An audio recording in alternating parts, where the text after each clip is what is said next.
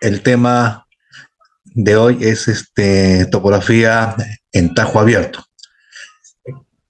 En este momento, por favor, me confirma qué tal está el audio. Voy a compartir pantalla. Se escucha perfectamente, ingeniero, el audio. Continúe, por favor.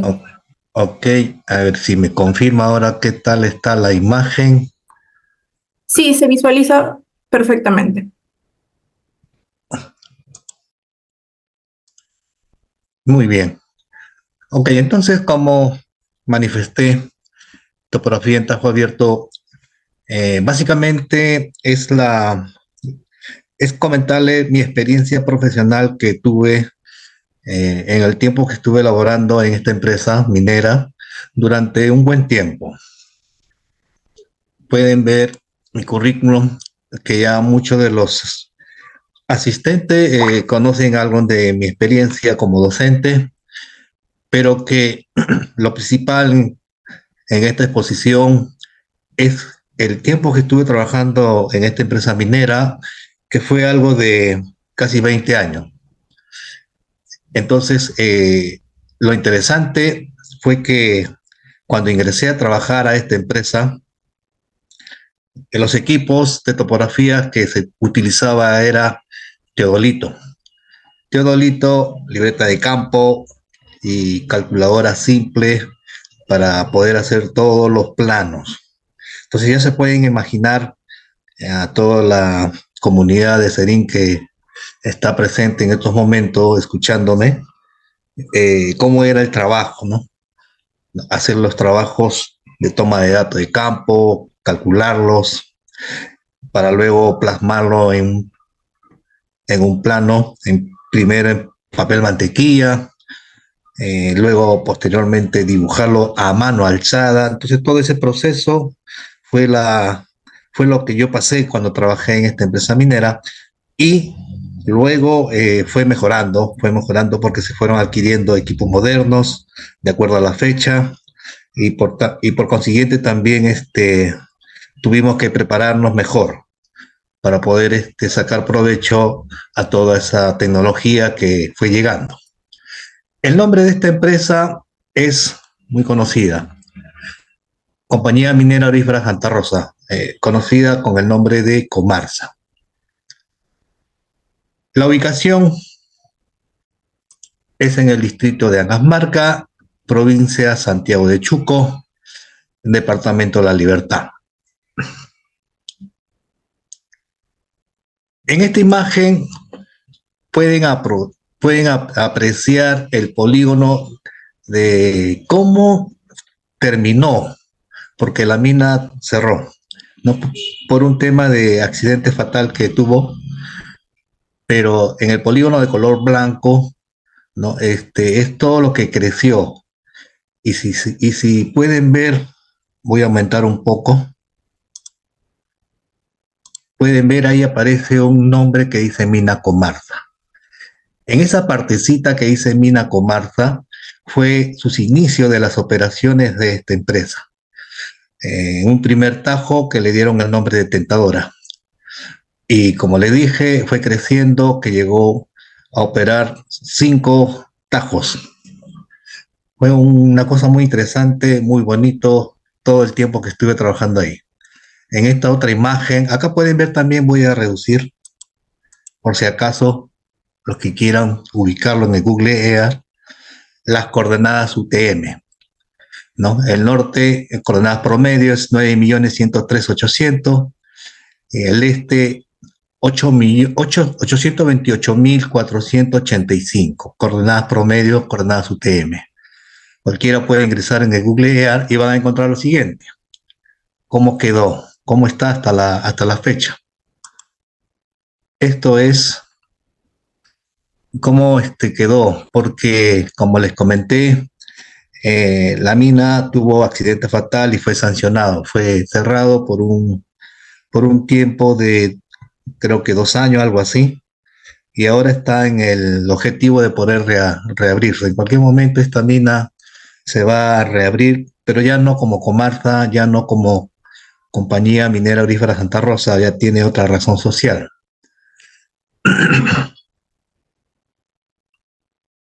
En esta siguiente imagen pueden apreciar uno de los primeros tajos con la cual empezó las operaciones de esta mina. ¿No? Ahí pueden observar lo que le había dicho, el nombre de este tajo era Tentadora, pero también pueden apreciar más o menos parte de lo que era la planta de procesamiento, que algo por acá se ve. Acá se aprecia un poquito mejor. Esta era la planta de procesamiento. Pueden ver los bancos que se fueron conformando, pueden ver los botaderos, o sea, el material que no tenía ley o que si tenía era de repente baja ley. Todo ese material era llevado a una zona que se le daba el nombre de botadero, ¿no?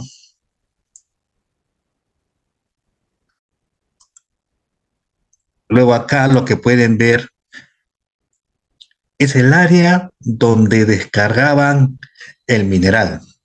A esta área, el nombre que se le da normalmente en los tajos abiertos son pad, ¿no? Si alguien es curioso, puede preguntarse qué cosa es pad.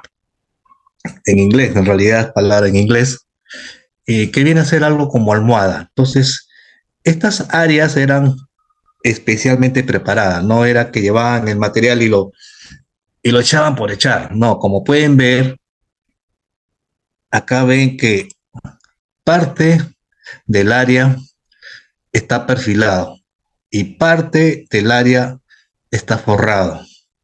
Entonces, esta área donde se descargaba el material mineralizado era especialmente preparado.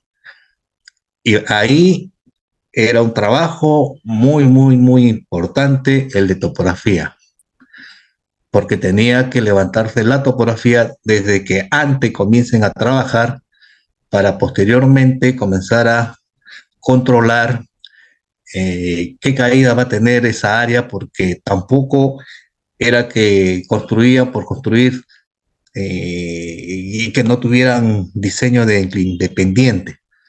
Tenía que tener una pendiente para que pueda discurrir el elemento químico que se regaba a esta área de mineral. ¿No? Es todo un proceso muy, muy interesante. Entonces, ese elemento químico, que era el de nombre cianuro, llegaba hasta el fondo, ¿no? Y llegaba a esa manta que lo ven ustedes de color negro. Y como tenía pendiente, ¿no? Eso previamente controlado por el área de topografía, por ahí discurría. Y pueden ver también que por este lado de acá se ve un par de pozas. Ahí discurría y llegaba el mineral, pero ya como líquido. Por acá van a ver ahora esta misma área donde está el pad, acá, un poco más amplio, un poco más cerca, lo voy a reducir. Acá se aprecia un poco cómo está cargado el mineral. Observen que las áreas tienen una figura geométrica. Ahí también intervenía topografía. ¿De qué manera? Lo que hacía topografía era replantear las áreas que ya planta había diseñado, porque esta parte de los PAD se encargaba el área de planta. Ellos diseñaban una determinada área, por lo tanto, a estas áreas el nombre que le daban era módulos. Ahí recibían, y cuando ya terminaban de cargar en el área que ellos consideraban, entonces ahí cerraban, ya no recibían más material y comenzaban a prepararlo para que comiencen a recibir el elemento químico del cianuro, ¿no? Para que pueda discurrir sobre el material. Entonces acá pueden ver pues 1, 2, el que está oscuro en esta segunda parte es porque está en riego. Y el que está el primero, más o menos al lado derecho, es porque recién se estaba terminando de cargar, de descargar, perdón, de descargar. Entonces, algo así era la secuencia del tema del trabajo en los tajos abiertos. Acá pueden ver simplemente en forma un poco resumida, ¿no? Parte del ciclo. Y como les había dicho, bueno, el tema es topografía, ¿no? Lo principal es topografía.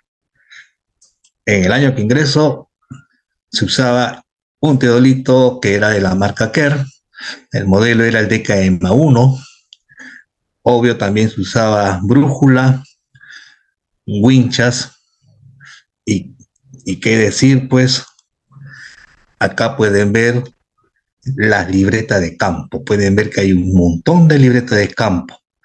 Todas estas libretas de campos tenían que estar bien llenadas. Algo se aprecia en esta libreta, algo que yo cuando estaba enseñando a los jóvenes de Sencico les exigía y les comentaba la importancia de tener un orden en su libreta de campo, ¿no? Acá le voy a dar un zoom. No se aprecia casi nada, yo no lo aprecio mucho, ustedes peor creo. Ahí pueden ver que, como se le ha enseñado, yo creo no ser el único, ¿no? En esta libreta de campo, el lado izquierdo normalmente va los números, todo lo que es número. Y en el lado derecho va lo que es la gráfica, los croquis. Eso es lo normal, la mayoría de los casos, pero algunos lo aprovechan al máximo y tanto en ambos lados llenan de números de que cuando están en gabinete como que se confunden un poco precisamente porque no tuvo un orden. Entonces, por eso que cuando está trabajando con los jóvenes, ¿no? Les replicaba bastante esta parte del orden en la libreta de campo. ¿Ok? Acá pueden ver pues el teolito Kerr, el que usábamos. Estas son fotos fidedignas de la mina, la cual trabajé. Estas libretas son igualitos, fidedignas del cuando trabajé en Comarsa. Ahora, ¿qué más usábamos? Obvio, lo que había comentado, las escuadras, las calculadoras pequeñas, con eso calculábamos la reducción de seno, coseno, ¿no? Los lápiz, los borradores, full lápiz, borradores de lápiz, más era borradores de lápiz, ¿no? ¿Qué más usábamos? Los dibujos, acá pueden ver pues, lo que es, más o menos tienen algo de conocimiento de la historia de dibujo, los famosos lapiceros Leroy. Con estos lapiceros Leroy se hacían los textos y le daban una presentación aceptable comparado con lo que es hoy día, ¿no? Con estas plantillas, porque eran lapiceros Rotring de dibujo y adicionalmente las reglas de puras letras, que era, su nombre era el reglas Leroy, y eran de diferentes tamaños. Ese es el juego que teníamos y un pequeño aparatito que también su nombre era Cangrejo, ¿no? El rotulador de letras, más conocido como Cangrejo. Y qué decir, ¿no? Los planos que se hacían, usábamos un portaplano, acá lo pueden ver. Plumero, porque borrábamos constantemente para estar limpiando la mesa de dibujo.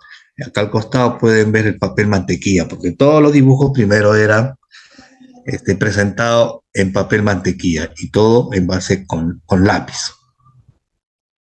¿Qué más usábamos? Los tableros de dibujo. Tablero de dibujo, pero forrado con papel milimetrado. Y mesa de luz. También usábamos mesa de luz. ¿Pueden verlo? Por acá no puedo. Esta parte de acá. Ajá. Una mesa de luz. El tablero de dibujo. Ahí se preparaban los planos. Y acá pueden ver ahora en la siguiente imagen cartas que comprábamos, cartas nacionales. Trabajábamos muchísimo con las cartas nacionales, ¿no? Y por acá más adelante van a ver los planos cómo salían, ¿verdad? Eso está más adelante.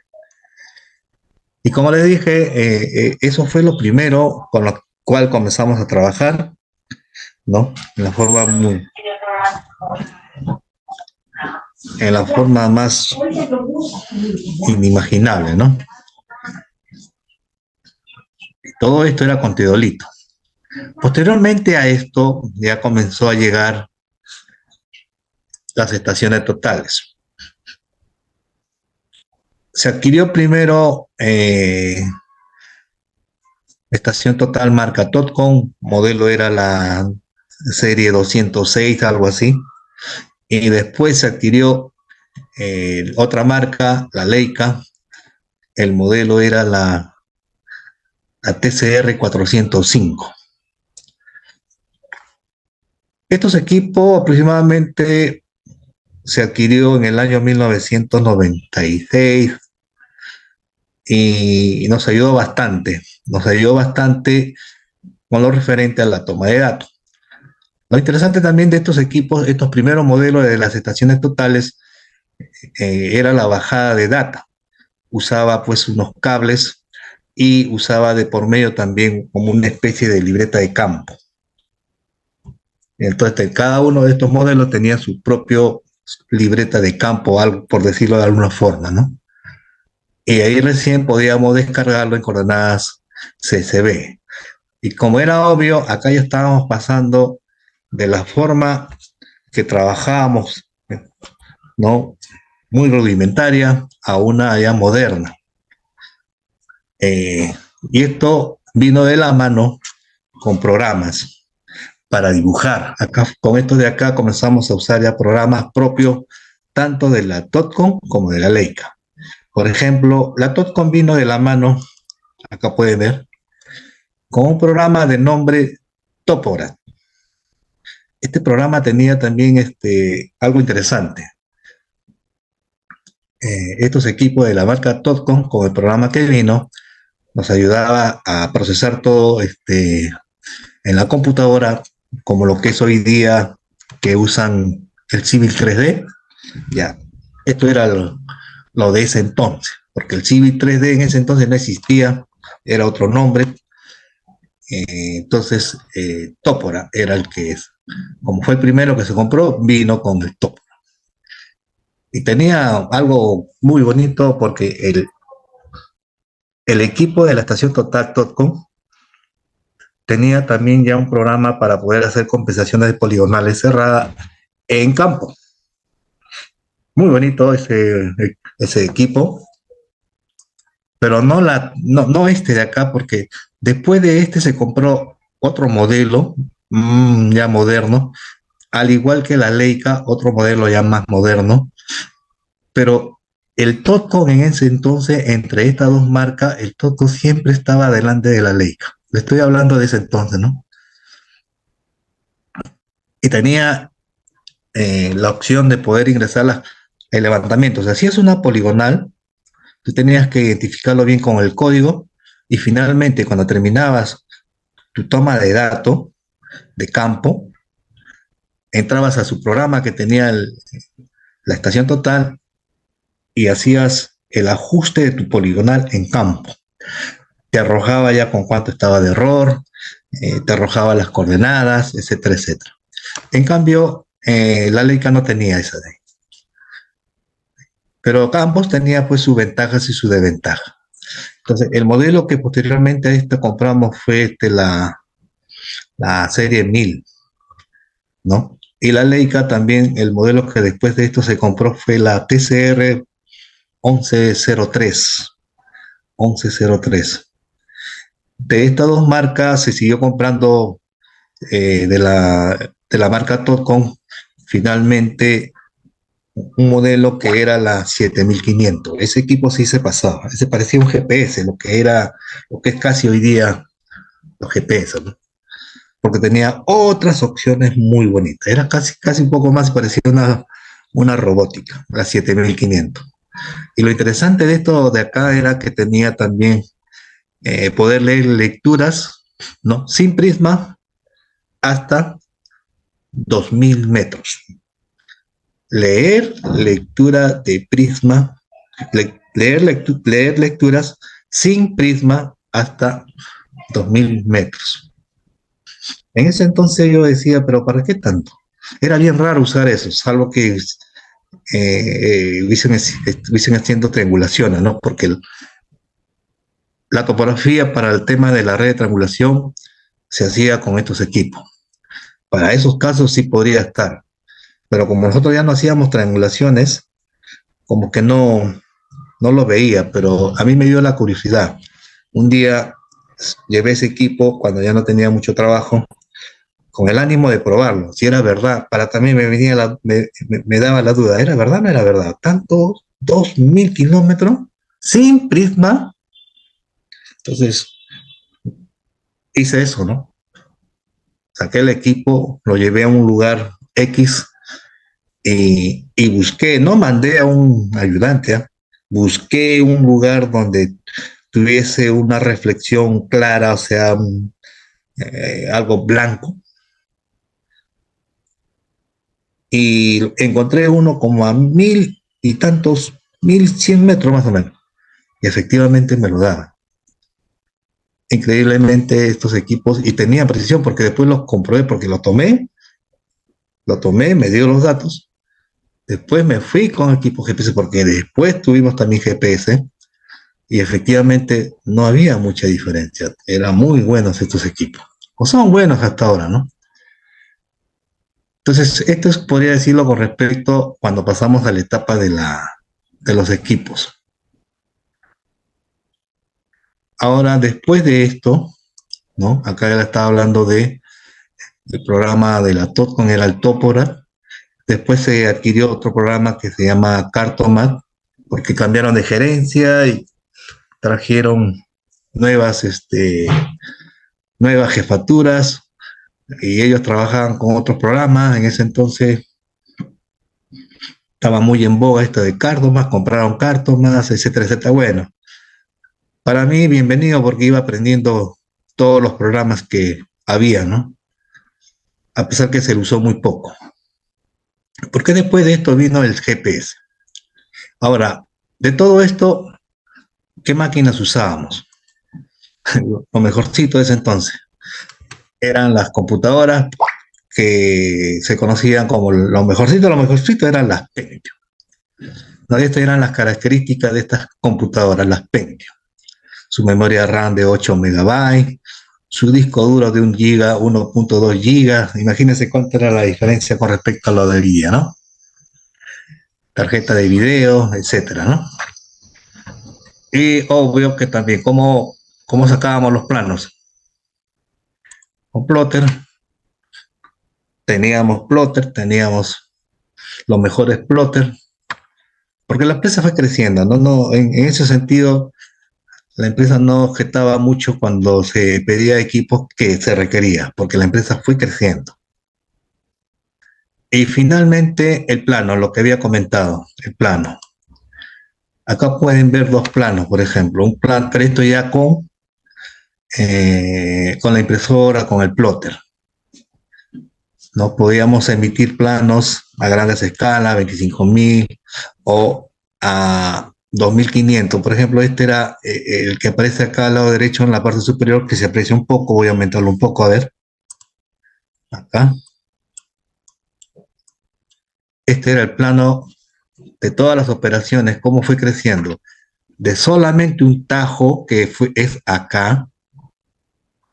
Miren todo lo que ya estaba creciendo. Ya tenía otro tajo acá. Acá ya había como 3 tajos. El tajo Tentadora, en este lado izquierdo el tajo Zacaya, y otro tajo que se llamaba Seductora. Ya, y esto era lo que teníamos de todo lo que habíamos levantado, la topografía de todo lo que habíamos levantado. Y por acá pueden ver entonces cómo pasamos ya a la era que hoy en día todos conocen, los GPS. Con los GPS, pues, fue un cambio muy interesante. Obvio que el rendimiento de todo el departamento de topografía fue bastante diferencial, ¿no? Se hacía más rápido todos los levantamientos, ¿no? Los primeros modelos que tuvo la empresa, por ejemplo, fue, acá pueden ver, hay otra característica especial, ¿no? Interesante. Estos GPS, por ejemplo, nosotros los usábamos con una mochila especial, ¿no? No como hoy día que para usar un GPS en el modo RTK, para hacer un levantamiento, se estila usar el bastón, ¿no? En nosotros en mina, como la tolerancia de la precisión no era tan estricta, entonces se adquiría una mochila especial que vendía a los mismos proveedores de los equipos GPS y simplemente se colocaban como si fuese un maletín, ¿no? En la espalda, con la finalidad de que se avance, con la finalidad de que sea más rápido los levantamientos. Se podía ingresar a cualquier sitio. Acá pueden ver en el lado izquierdo que hay un charco de agua, es porque los que saben, los que son de la sierra, saben que cuando hay lluvia, las lluvias no se comparan para nada con lo que es la lluvia de la costa, ¿no? Se forma charcos, ¿no? Entonces, acá pueden ver los equipos. ¿Qué modelos? Acá pueden ver los primeros modelos que tuvo Comarsa, no fue la 4700 y después la 5700. ¿En qué periodo? En el año más o menos 2000 hasta el año 2004. Estos fueron los primeros modelos, los primeros GPS. Después de esto, como dije, ¿no? La mina fue creciendo bastante. Y por consiguiente también la cantidad de equipos fue aumentando.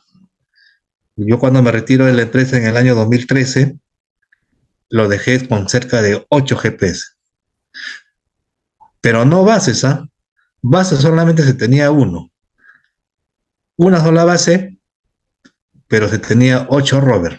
Todas se enlazaban a una base. Entonces, los primeros modelos, la 4700, la 5700, después de esto, la 5800, la R8. ¿Qué tiene interesante también estos modelos? Estos modelos hoy en día ya no lo conoces como 4700 ni 5700. Este es de la marca Trimble, por si acaso. Estos modelos no significa que ya desaparecieron. Estos modelos se han actualizado y lo que ha cambiado ha sido el nombre. Por ejemplo, la 4700 sigue en el mercado, pero más moderno, y ya el nombre es R4. Lo mismo. La 5700 sigue en el mercado, pero ya no como 5700, sino como R7.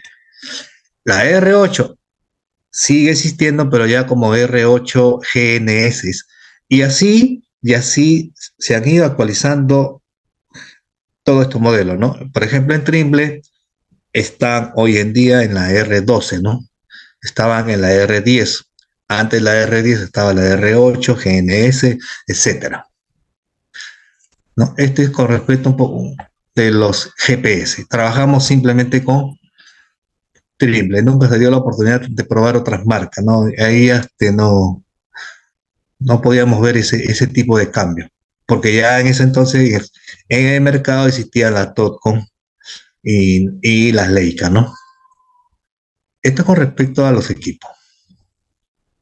Ahora, topografía. Vamos a hablar un poco más de topografía. Lo que hacíamos con los GPS, miren, acá pueden ver cuando se levantaba en los bancos donde se perforaba. Los equipos que salían a campo, ¿no? Siempre salían un operador y un asistente. Y la finalidad del asistente era, por si acaso, para prever cualquier tipo de incidente o accidente que pudiera ocasionar en el momento que esté en las operaciones. Ese era un principio, ¿no? Porque acá el tema de la seguridad es muy importante, muy importante. Muy importante respetarlo y muy importante acatarlo, porque si tú no acatas, por ejemplo, ahí dice zona cargada.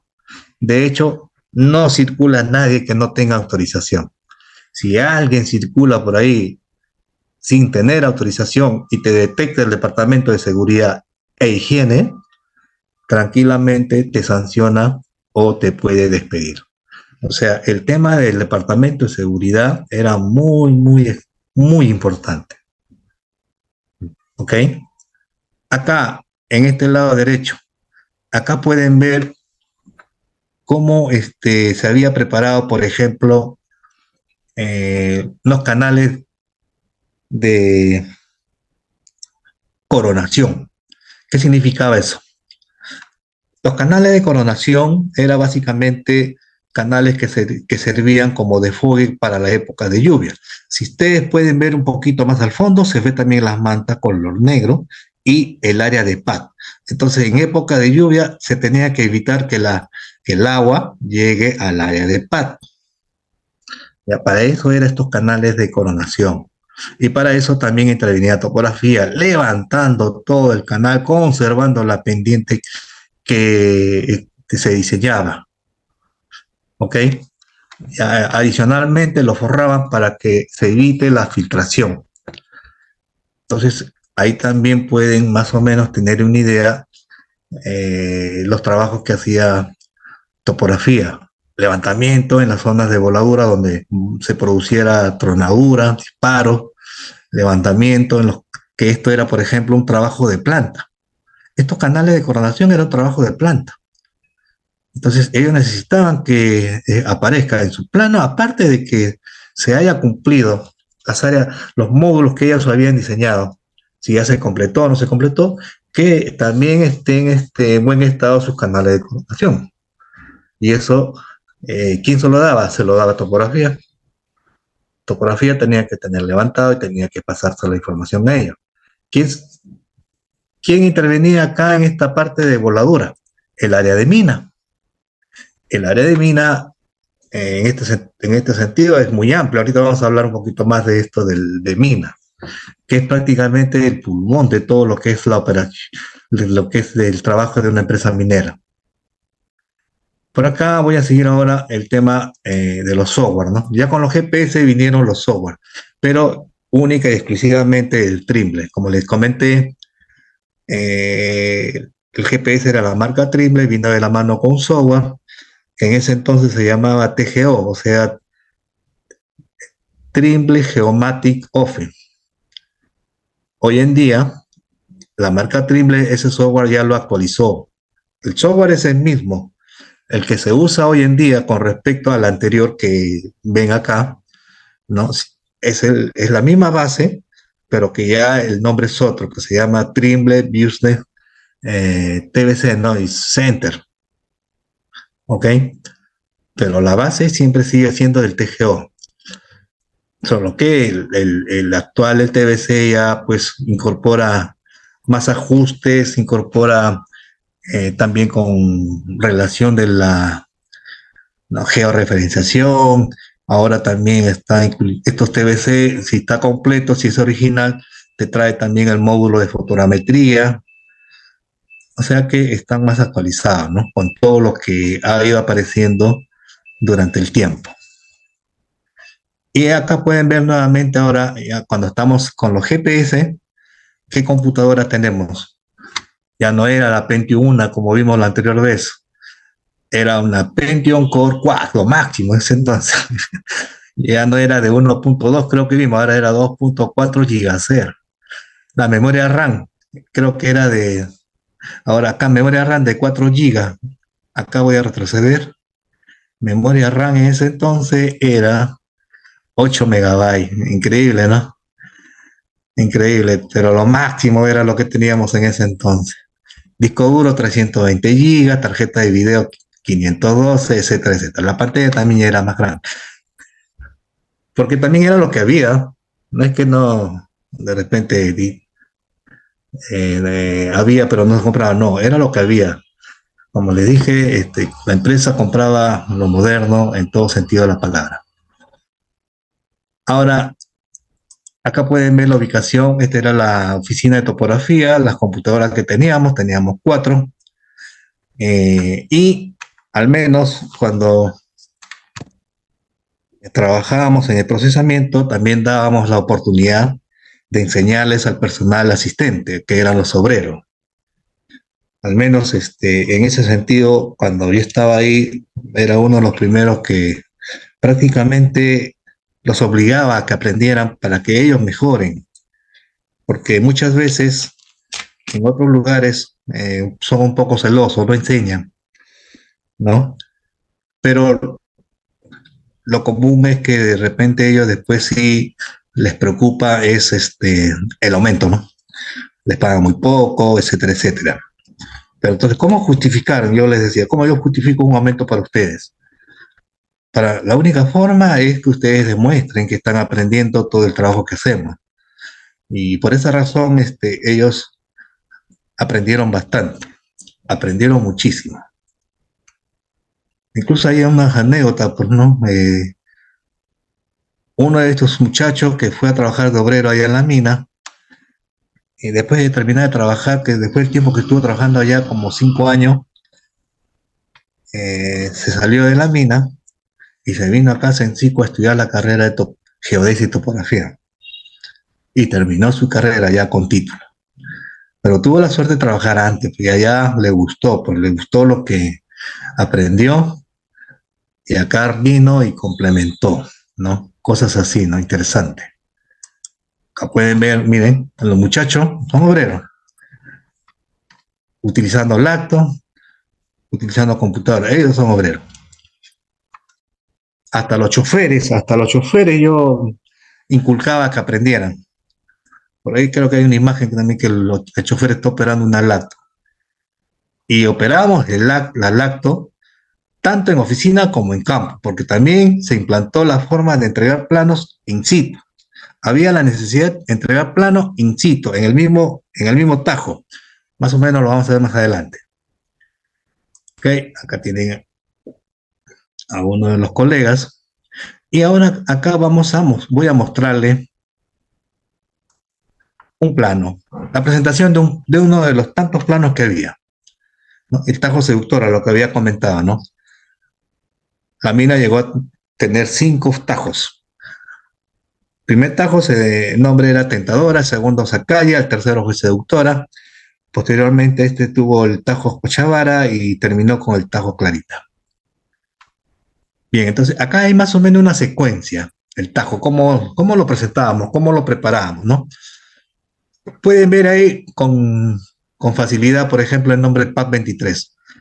Cerca del tajo se buscaba a veces que el PAD esté cerca para que se evite que el recorrido, ¿no? Sea muy largo y se ahorre, ¿no? En minas se veía bastante el tema del ahorro de distancia, porque ese es uno de los fuertes en los gastos de una operación minera.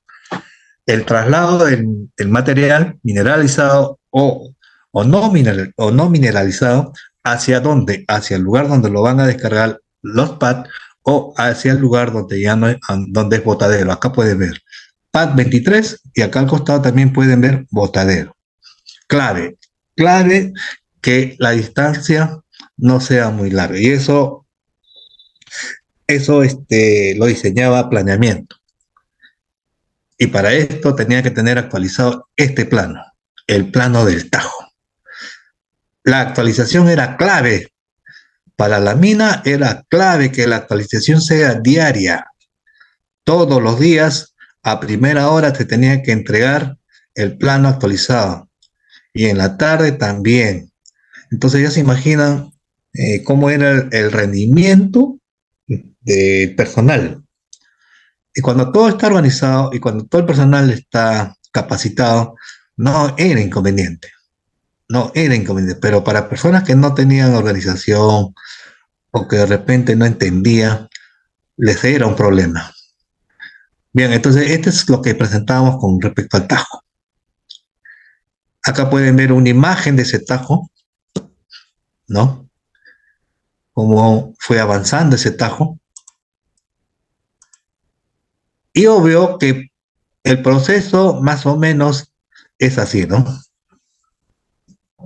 En esta imagen pueden ver cómo están muestreando. ¿Cómo determinan la ley del mineral? ¿Cómo determina la zona mineralizada?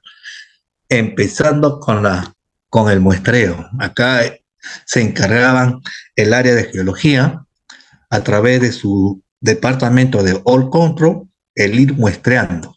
Había diferentes metodologías. Y ellos iban, sacaban una muestra y a topografía le decía, tómame este punto. Iban a otro sitio, sacaban otra, tómame. Topografía tenía que tomar de todos los lugares donde ellos habían tomado muestra, topografía tenía que tomar las coordenadas y topografía que tenían que entregarle un pequeño plano en base al tajo, pero puntualmente del banco, porque acá pueden ver una serie de líneas color rojo y color azul que indica, la línea de color rojo significaba el toe, el pie, y la línea de color azul significaba la cresta. Entonces acá pueden ver en esta imagen que están en el talud, están muestreando el talud, o sea, están haciendo un tipo de muestreo, ellos lo denominaban sistemático, porque podía ser también dentro a nivel del banco, ¿no? Y ese era otro tipo de muestreo, en fin. Pero topografía tenía que tomar. ¿Para qué? Para que con ese planito y con el resultado del muestreo, ¿no?, que era analizado en laboratorio, podían diseñar qué área estaba o no estaba mineralizada, qué área no tenía mineral o tenía poca ley, etc. A partir de ahí, ¿no?, también entraban lo que era las perforaciones, las máquinas de perforación. Estas máquinas de perforación, por cada taladro que hacía topografía, también tenía que levantarlo. Acá pueden ver un planito. Miren, esta es una imagen. Y esto es más o menos el plano que teníamos que presentar por cada malla que ellos hicieran. Este es otro tipo, que también era analizado por el laboratorio y por cada una de las perforaciones que se hacían. Similar a este tipo de acá, a este tipo de muestreo que era sobre el talud, el otro era sobre la perforación. Topografía también tenía que levantarlo, presentar un informe. ¿Para qué? Para que acá plasme, nuevamente lo mismo, qué área contenía mineral, qué área contenía baja ley, qué área no contenía mineral, etcétera, etcétera. Y en función a esto, ¿no?, el área de mina, a través del departamento de voladura, diseñaba su disparo. Y su disparo, podían ellos diseñarlo, no un disparo como muchos vemos, ¿no? Algunos han tenido la oportunidad de ver los disparos en un tajo abierto, que simplemente ven una explosión. Entonces, en realidad, el tema de voladuras también es muy interesante. ¿Por qué? Porque si yo les comento, por ejemplo, que la mitad de esto de acá sea mineral y la otra mitad no sea mineral, entonces tranquilamente esta mitad podían hacer que el disparo se vaya hacia el talud, o sea, en esta dirección.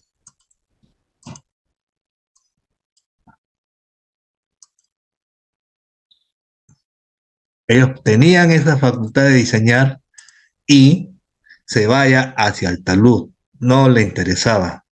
En cambio, suponiendo de que a partir de acá hacia acá,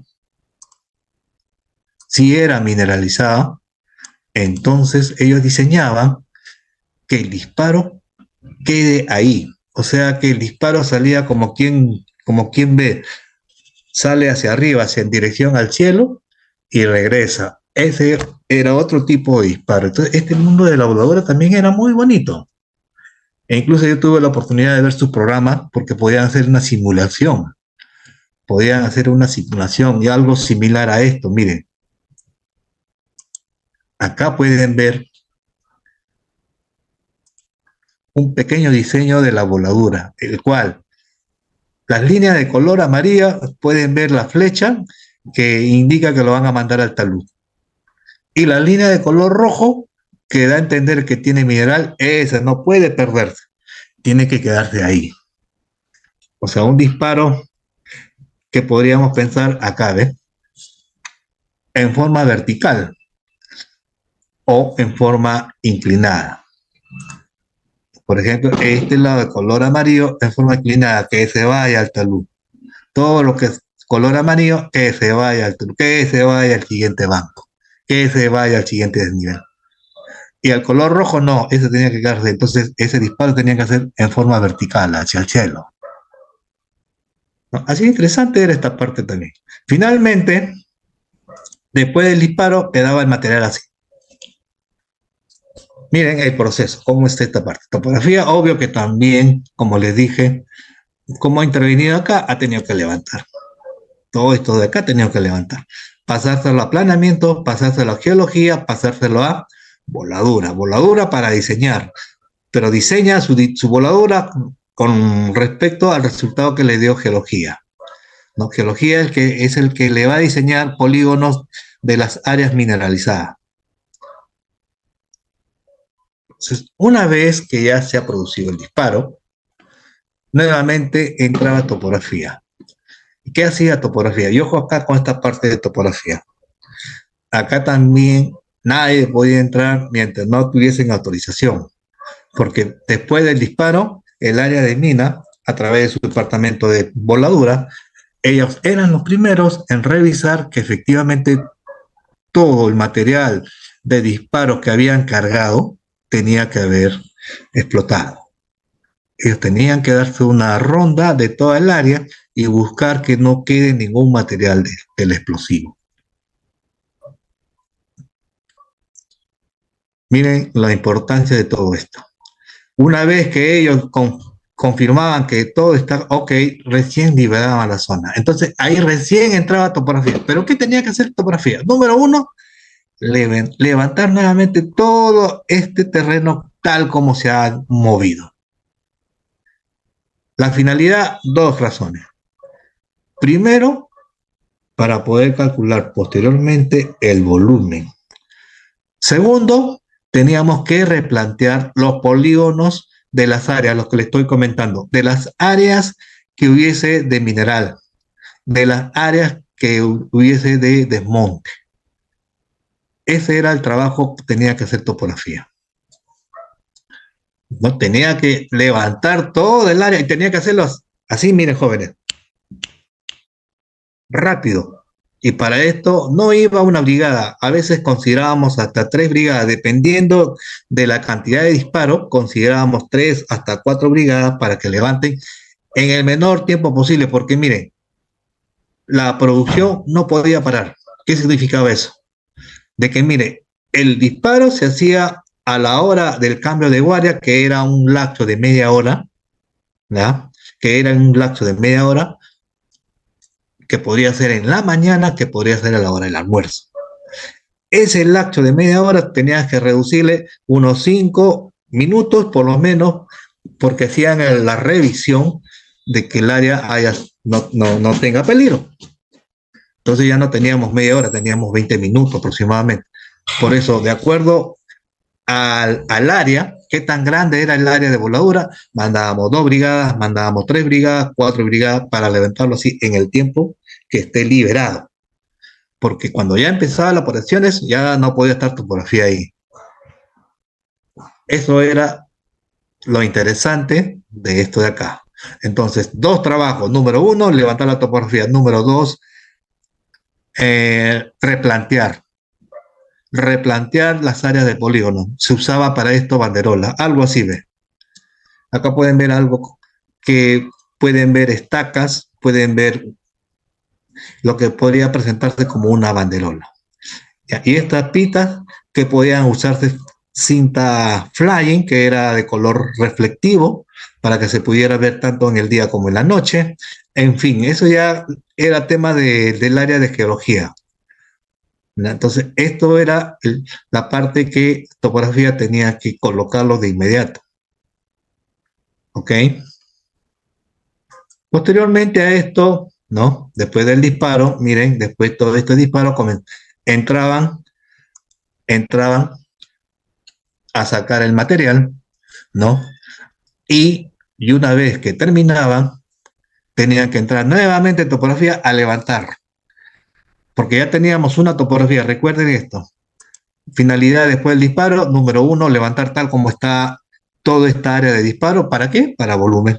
Número 2, cuando ya se terminó de extraer todo el material, volver a levantar esta zona y preparar nuevamente el plano topográfico de este banco y hacíamos el cálculo de volumen. Y el cálculo de volumen también era así.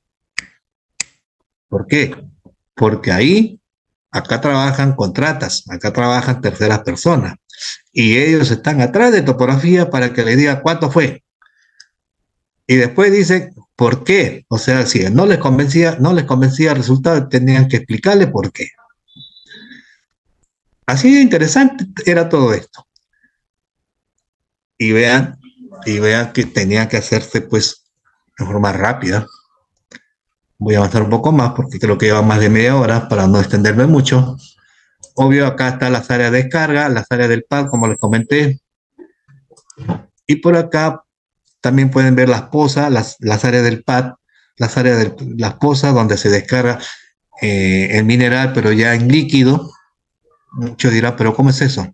Es que acá el mineral en esta zona de la Sierra de la Libertad, ¿no? No es pues que piedritas, ¿no?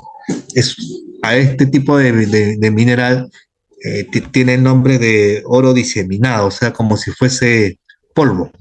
Es como si fuese polvo, así como lo escuchan.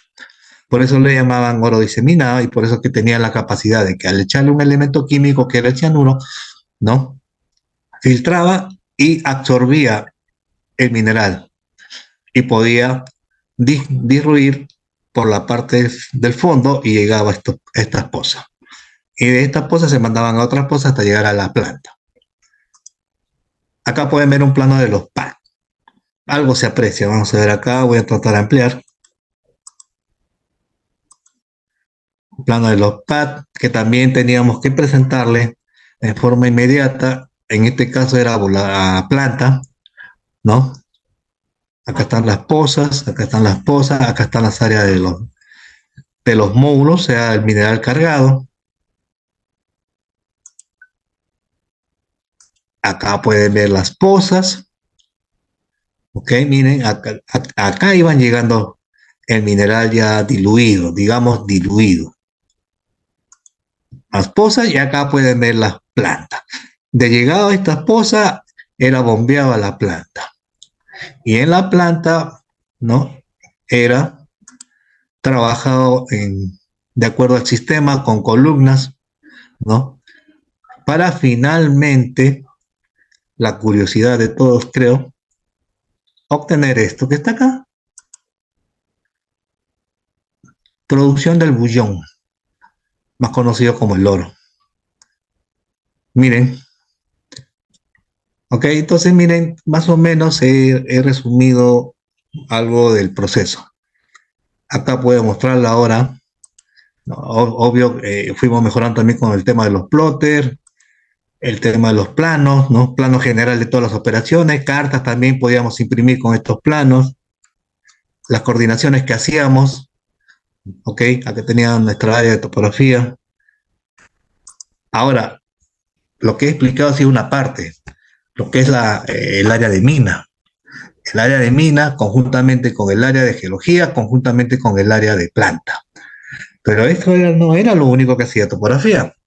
Acá pueden ver, ¿no? Acá pueden ver cuando levantábamos otros lugares que eran considerados un poco de riesgo y la exigencia de que este personal cuando levantaban lugares medio riesgosos tenían que estar con todas las medidas de seguridad. Por ejemplo, la camioneta se amarraba la soga y el personal tenía ya su juego, su sarnet para que puedan acá, para que pueda bajar, ¿no? Este es el fondo de uno de los tajos. Como dije también, Algunos que son de la sierra saben muy bien que en época de lluvia se forman bastante charcos. En el caso de los tajos, los últimos niveles, la parte fonda de los tajos, prácticamente se convierten en poza. Y pueden ver cómo la parte del fondo de un tajo se había convertido en poza. Entonces, topografía también tenía que levantarlo, porque estaba tapando varios niveles. Por la cantidad de lluvia que se había producido, se había acumulado una laguna, pero estaba tapando varios niveles. Entonces, tenía que topografía levantar todo el borde de esa laguna para ir viendo cómo se está secando y etcétera, etcétera, ¿no? Ahora, otro trabajo era también los PAP, ¿no? Donde habíamos visto las posas. Acá pueden ver también cómo levantábamos las POS, los PAD, ¿no? Que también iba con sus arnet y sus sogas, ¿no? Acá pueden ver las que están al fondo y acá están las primeras capas de lo que iban en el fondo del pad, ¿no? Y que para esto también tenían ya colocaciones de tuberías especiales, unas tuberías corroídas muy especiales, ¿m? Que también lo hacía topografía. O sea que ya estoy hablando ahora, esto es pad, y había un área exclusiva en las construcciones de pad. O sea, topografía tenía que tener también eso de ahí, tenía que actualizar también todo esto de ahí. Acá pueden ver el tema de el levantamiento de los tajos, ¿no? Acá pueden ver qué hacíamos en los tajos. En los tajos, obvio, teníamos que levantar. Una vez que terminaban de sacar el mineral, acá pueden ver el mineral, ¿no? Que está acá, al fondo. Como manifesté, teníamos que levantarlo, actualizarlo. Y a su vez también teníamos que controlar su nivel. Porque no levantábamos por levantar, se tenía que controlar su nivel. Ya había un diseño que lo hacía el área de planeamiento, donde se tenía que respetar lo que ellos habían diseñado, un nivel. Por ejemplo, los nombres de los niveles se sacaban en función a las curvas de nivel.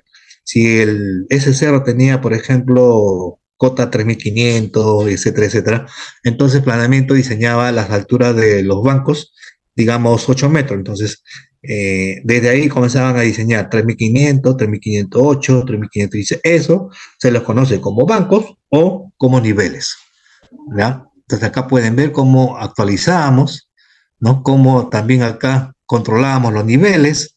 Acá pueden ver para controlar los niveles usábamos banderolas.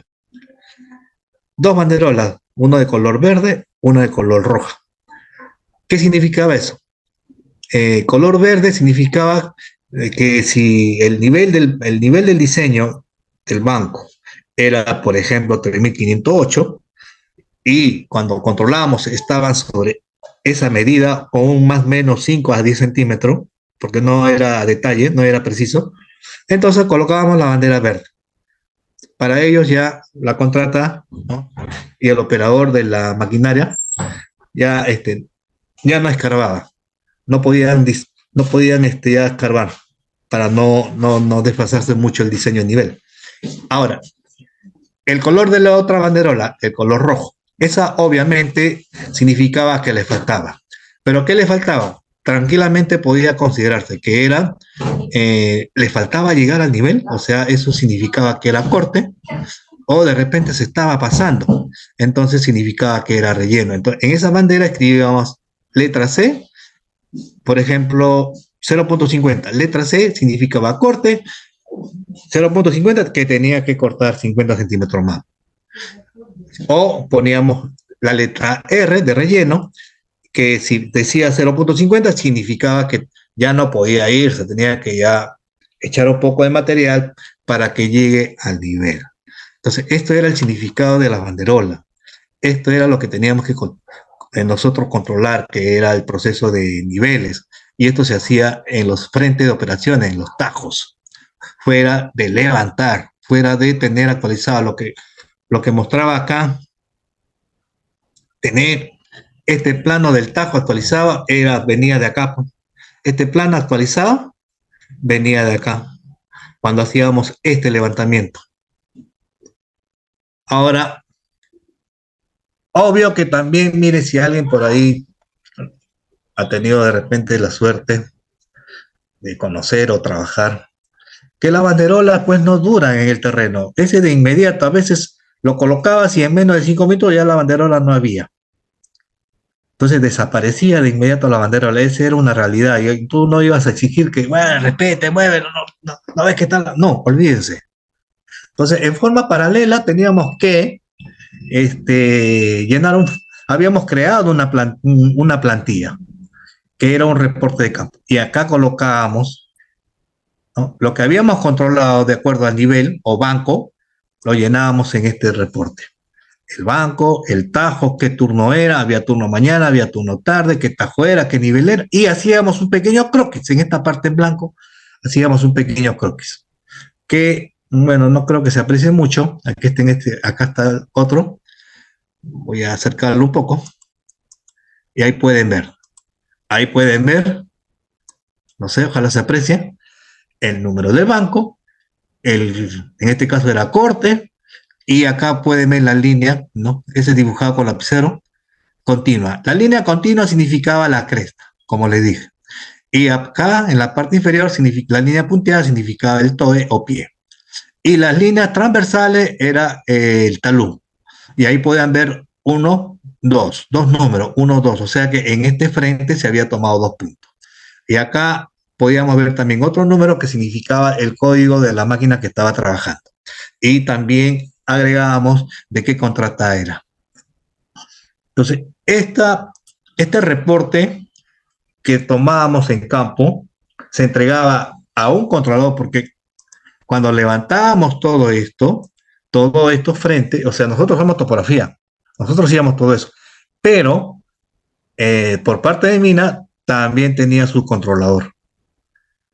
Entonces, el reporte que generábamos, se le entregábamos una copia a su controlador. ¿Para qué? Para evitar problemas con el área de Mina, porque a veces, como se sobrepasaban demasiado, tranquilamente se quejaban diciendo topografía no ha controlado. ¿Y cómo justificábamos nosotros que sí habíamos controlado? Con la copia. Porque eso pasaba. A veces el controlador se distrae porque se aburre, se va a otro sitio y ya no lo chequea al operador de la maquinaria. Entonces, el operador de la maquinaria no puede ver pues, si está yendo bien, si está yendo mal, le falta, no le falta. Y tranquilamente se desva. Y cuando después detecta que se han ido demasiado, ve, el área de mina es bien conflictivo. Bien conflictivo. Para eso siempre crear mecanismos de que tu trabajo lo has cumplido y lo has reportado. En mina es muy interesante todo esto que les comento, pero también tiene sus cosas que debe tomarse sus precauciones, ¿no? Acá están viendo, mire cómo colocan la bandera, anotándose el reporte. Acá pueden ver los bancos, el área disparada. Acá pueden ver cómo estaban trabajando en diferentes frentes. Acá también ven otra nueva área que ya ha sido perforada, ¿no? La cadena de volquetes, que era la que llevaba el material, el mineral, ¿no? Y acá lo que había mostrado por acá, este era el levantamiento de talaros. Mira, acá pueden ver el levantamiento de los talaros. Más imágenes como cuando levantábamos los tajos, los bancos. Y finalmente, porque hay más cosas que hacíamos en topografía. Otro tema también interesante es el monitoreo. No, ya para finalizar. Finalmente, también otro tema interesante es el monitoreo. ¿Qué significaba el monitoreo? Obvio que, miren, en toda mina de tajo abierto, por la misma contextura del trabajo que están haciendo, ellos están removiendo material y por ende la zona donde están trabajando pueden producirse que se puedan quebrar ciertas áreas, puedan ceder, ¿ya? Por lo tanto, el departamento, acá menciono nuevamente, el departamento de seguridad e higiene era el encargado de revisar todas las operaciones, ¿no? Donde era crítico. ¿Y dónde era crítico? En los tajos, en los pads, en las pozas. Como ahí había constante movimiento o exceso de carga, entonces podía ceder por algún lado de todos esos lugares, podía producirse rajaduras porque el terreno cede. Entonces, muy importante lo que hacía el Departamento de Seguridad e Higiene. Revisar todas estas áreas críticas y colocar puntos fijos para que se controle todos los días o semanalmente o como ellos consideren necesario. Tomar en sus coordenadas y hacer un llenado exclusivo de ese punto con su dato. Hoy día, por ejemplo, lo tomé y su coordenada fue 9.100.000 norte. El este fue 500.000. Al día siguiente, si es que me lo piden que sea diario, voy de nuevo, pero este es un punto fijo ya. Este ya está construido, de tal manera que ahí está incrustado un fierro, pero ya preparado exclusivamente con su ranura para que solamente incrusten el prisma. Acá ya nos está tomando la altura. Acá ya está ya a la altura. Ya está todo construido. Entonces el error tiene que ser mínimo. El control era con 3 decimales, 4 decimales, dependiendo cómo se está, si la zona está cediendo o no está cediendo. Y ahí iban llevando un control por cada punto que ellos hayan colocado, ¿no? Entonces, esa también es otra tarea que hacía topografía. Ok, entonces miren, a grandes rasgos, ha sido la transmisión de mi experiencia cuando laboré en esta empresa, ¿no? Y finalizo con esto, con este mensaje. Nuestro deber cumplir con nuestro trabajo. Gracias por su atención, espero que le haya gustado la presentación. Muchas gracias, ingeniero. Es un tema muy interesante que justamente estoy viendo en el chat del sala y hay algunas consultas. Primeramente vamos a empezar con la persona que está levantando la mano para activarle su audio para tener alguna consulta.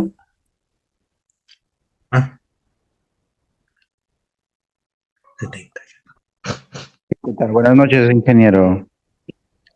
Mi pregunta es, ¿cómo se podría utilizar, ¿no?, la topografía y el análisis de las imágenes satelitales para detectar y poder predecir, ¿no?, la formación de los arcos de falla en las paredes de un tajo abierto y así poder mejorar la seguridad y la planificación de la excavación?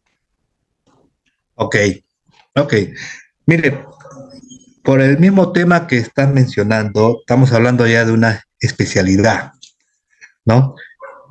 Y para esto, topografía no lo ve eso, ¿no? Topografía lo que te alcanza va a ser la topografía y el especialista en geotecnia va a aplicar lo que tú mencionas, las imágenes satelitales, ¿no? Que puede haber sido obtenido por satélite, por drones, por lo que crean conveniente, ¿no? Ya va a depender también mucho de las decisiones de los gerentes y todo eso, porque estamos hablando de otras, ¿no? Cosas más modernas que sí es muy importante, porque la finalidad es evitar estos tipos de accidentes, ¿no? Que se produzca un accidente básicamente de deslizamiento trae como consecuencia accidentes fatales, ¿no? Entonces, la aplicación de esto va a depender de la decisión de la superioridad, de la gerencia y cómo lo sustente y va a estar a cargo con un especialista que básicamente es los geotecnistas.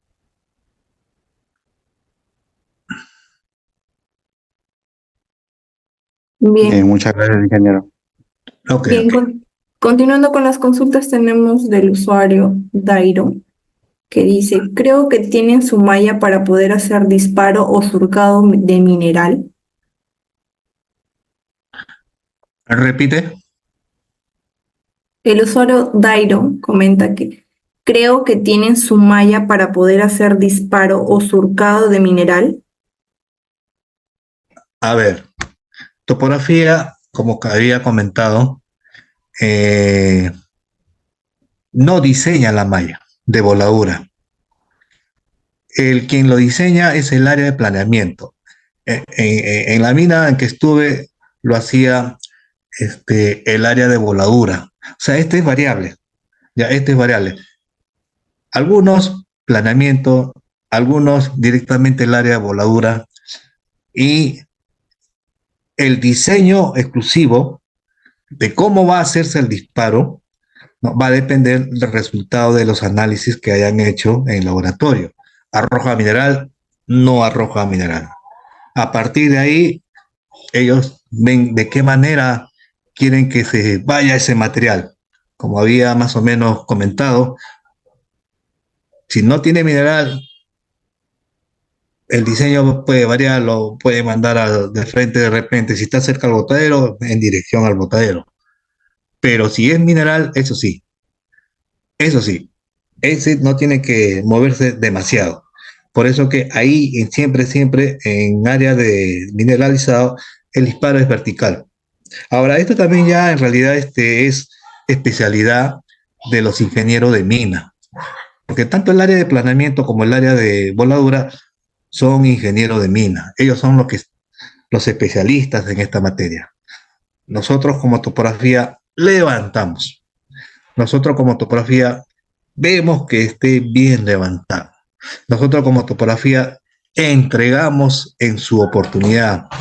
Ya, ese como topografía. Pero un poco más ya de diseño voladora, eso ya no va con nosotros porque no hemos estudiado.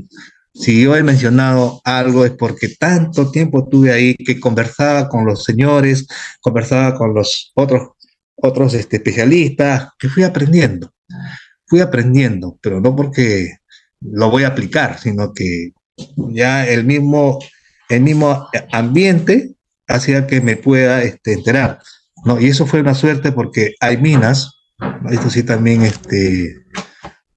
algunos de repente son testigos, hay minas donde cada área no comparte su información, hay disposiciones superiores donde cada área son casi autónomos, se les prohíbe compartir información. Dentro de esa empresa hay esas consideraciones. En Comarsa, cuando yo estuve ahí, al inicio quisieron aplicar esa política, donde, por ejemplo, a los señores que trabajaban en exploraciones, ellos estaban prohibido compartir hasta un poco más, no podían compartir la amistad con nosotros. ¿Por qué? Porque se podía filtrar la información de las áreas que estuviesen ellos encontrando interesante. O sea, el criterio que se vaya a filtrar la información. No, yo ya sinceramente eso de ahí no sabía cómo interpretarlo. Pero sí me consta que hay áreas que prohíben. Entonces, voladura, ¿no? El diseño de voladura, si lo he comentado, ha sido porque he ido aprendiendo en el transcurso de todo el tiempo que estuve trabajando ahí. Bien, continuando con las consultas, tenemos del usuario Wilfredo, que dice, en cuanto a la georreferenciación en mina, ¿también se utilizan puntos geodésicos de orden C o se utilizan de orden B o A? Muy bien, muchas gracias. Esa pregunta sí es topografía, eso sí. Como les comenté, miren, yo ingresé a trabajar en esta mina en el año 1994 y la red de ese entonces era de otra forma. La red que había era de otra forma, fue establecida por otros profesionales. Yo llegué ya cuando estaba parte de esa red. Y se había jalado pues, poligonales secundarias partiendo de la red principal. Pero ya a medida que fuimos mejorando nuestros equipos, como básicamente la estación de GPS, la empresa, a través de otro departamento del área de planeamiento,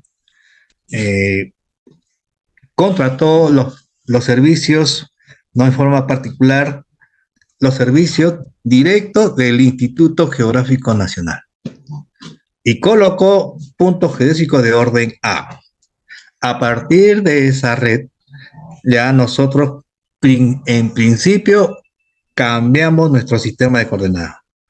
Segundo, jalamos no, perdón, nuestras redes de poligonales que teníamos, la actualizamos. Y a partir de ahí comenzamos a cambiar nuestras coordenadas y trabajamos ya sobre esa base, ¿no? O sea, la empresa ya en forma particular contrató los servicios directos del IGN, porque en ese entonces no había muchos profesionales que tuvieran la experiencia del caso. No había, era poquísimo. ¿Da? No, no es como ahora. No es como ahora que, el que menos tiene conocimiento de todo esto y ahora pueden establecer puntos clásicos de orden C, ¿no? Todas esas cositas, pero para ese entonces no era así, ¿no? No fue así. Bien, continuando con las siguientes preguntas, tenemos del usuario Luis Sosa. En excavación a tajo abierto, ¿los taludes son en base al mineral del que se está trabajando? ¿Me puede repetir? En excavación, ¿cómo?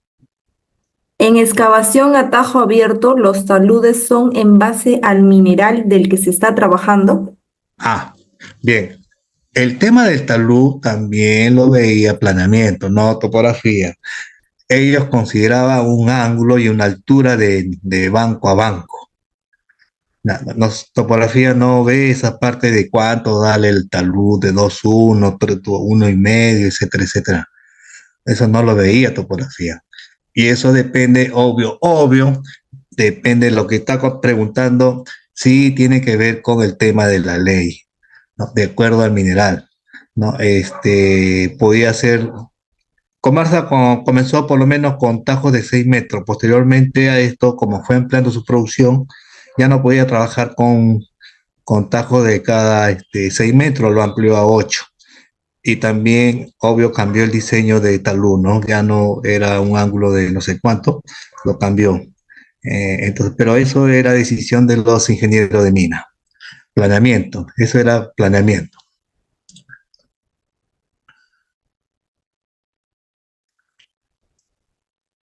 Bien, tenemos otra consulta de Gino Leiva. ¿En las banderolas contenían información o solo eran un tipo de marcas?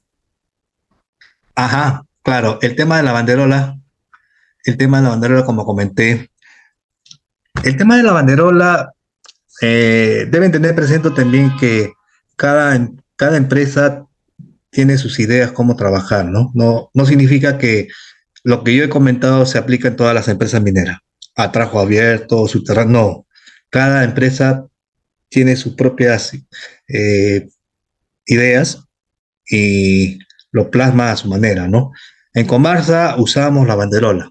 Cuando yo fui a apoyar en otra oportunidad a otra mina, pero que era de la misma, de Comarsa, ahí no trabajaban con banderola, ahí trabajaban con cinta flying. O sea, colocaban una estaca y simplemente la cinta flying, que es delgadita, por ejemplo, 10 centímetros, lo amarraban un pedacito y en el espacio que quedaba escribían ahí lo mismo. Si era corte, si era relleno. En cambio, nosotros usábamos banderolas que era más grande porque buscábamos que sea más llamativo, buscábamos que lo pudieran distinguir el operador. Entonces, el criterio es variable, ¿no?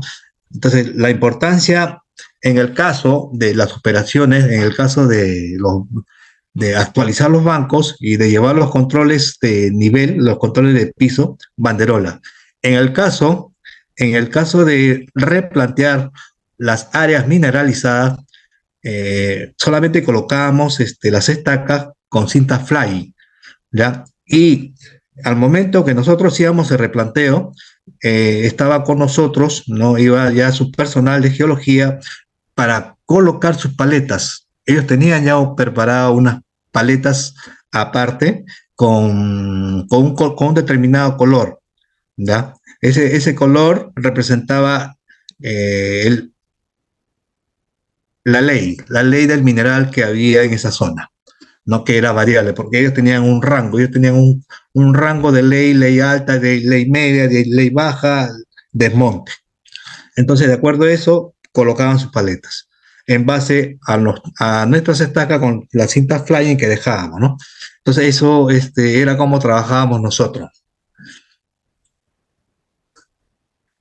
Bien, continuando con el usuario John Oliva, nos comenta, usted mencionó equipos antiguos. Mi consulta es, ¿qué precisión angular tenían dichos equipos? Ajá, sí, acá en la primera página, si recuerda, el KER era el que teníamos cuando usamos el teólito era de un segundo. Posteriormente, cuando ya se compró las estaciones total, eran de 3 segundos, de 3 segundos. Y ya posteriormente pasamos a los GPS, ¿no?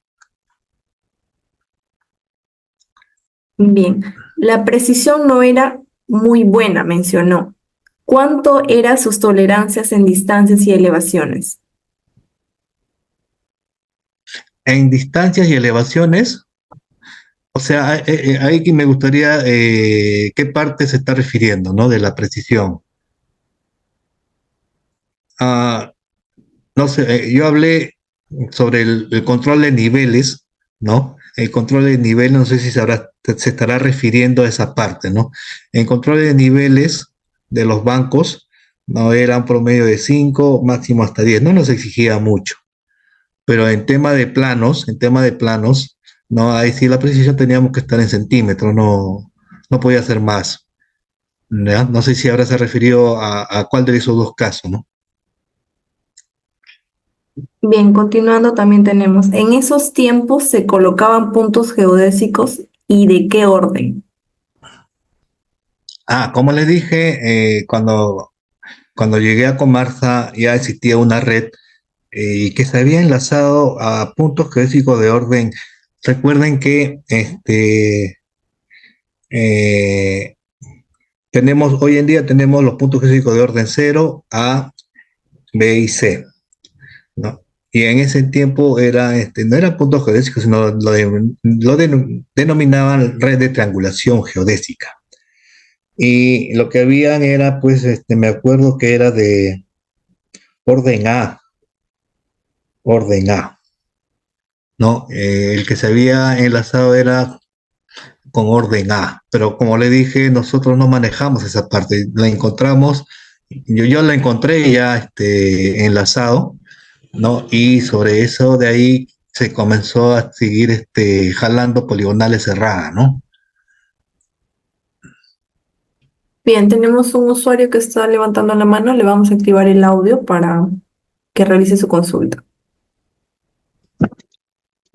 Buenas Adelante, noches. Reinaldo. Buenas noches. Una consulta, Inge. En ese tiempo el sistema Sergas estaba operativo, creo que la gran parte se trabajaba con ese sistema que era la base en Venezuela.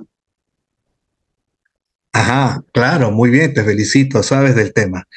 Obvio que miren, de ese tiempo, estamos hablando del año 1994, las redes no estaban enlazadas al datum del PESA 56 y el PESA 56 tenía su origen en Canoa ¿no? En el Canoa de Venezuela, porque en ese entonces Perú trabajaba con su propio sistema. ¿Ya? El WGS84 aún en el Perú todavía no se aplicaba. No se aplicaba ni en el Perú ni tampoco el IGN. Incluso el IGN comenzó a cambiar recién sus cartas nacionales, más o menos que yo recuerde, después del año 2005, algo así, porque cartas nacionales antes de esa fecha seguían apareciendo con el sistema del PESA 56.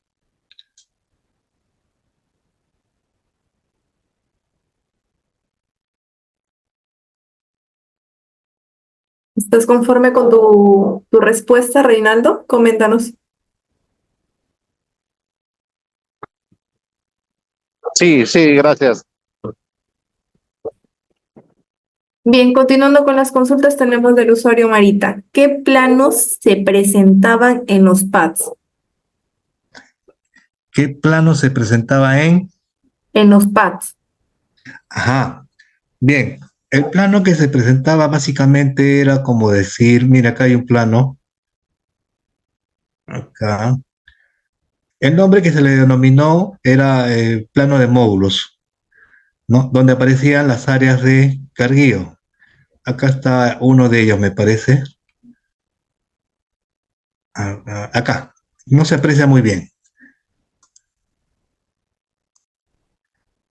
Este era el plano que presentábamos. Lógicamente no se aprecia bien porque aparecen las curvas de nivel de los pads. Este será un pad, por ejemplo, este era el pad 17. Y acá aparecen todos los módulos que se habían cargado. Y no se aprecia bien porque este pad tenía por lo menos, a ver, ahorita lo cuento, tenía 1, 2, 3, 4, 5, 6, como 7 pisos. Tenía como 7 pisos de carguío, ¿no? Las alturas de estos módulos, que lo pueden ver por acá, vamos a ver, acá pueden ver, miren, acá pueden ver, por ejemplo, este era el pack 7, y acá pueden ver 1, 2, 3, 4 niveles, ¿ya? Entonces, las alturas también variaban, ¿no? Dependiendo de la cantidad que almacenaba, y esto lo presentábamos más o menos de esta forma, ¿no? Así. Que como digo, imagino que no se aprecia bien porque están las curvas de nivel, y como las curvas de nivel estaban cada metro, eh, hace que se aparezcan así, ¿no?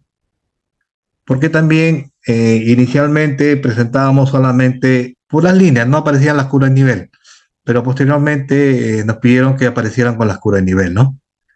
Entonces, esto de acá se llamaba plano de módulo. ¿Para quién? Para el área de planta. A plantas le entregábamos este tipo de plano.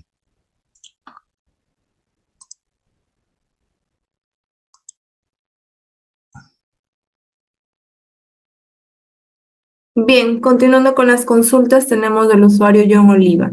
Comentan que existen tipos de alarmas en el tema de seguridad. ¿Nos puede comentar los significados?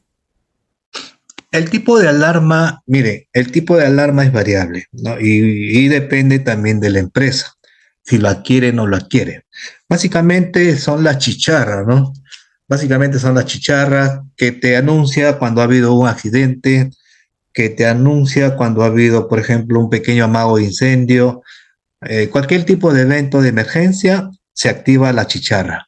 Para que cuando se escuchaba eso, ya también se tenía planificado, ¿no? De que tenían que parar las operaciones para facilitar el traslado de la ambulancia, ¿no? Y que llegara al punto lo más rápido posible porque era una emergencia. El tema de la chicharra tenía que también activarse cuando era un accidente de consideración, ¿no? Cuando era, no era muy grave, bueno, no se activaba la chicharra, pero cuando era grave, ya suficiente escuchar la chicharra, accidente, grave, todo paraba para que pueda trasladarse sin ningún problema el tema de el auxilio a la brevedad, ¿no? Eso es principalmente para estos casos de emergencia, ¿ya? Tal vez hay más casos, pero yo te puedo comentar lo que fue en Comarca, ¿de acuerdo?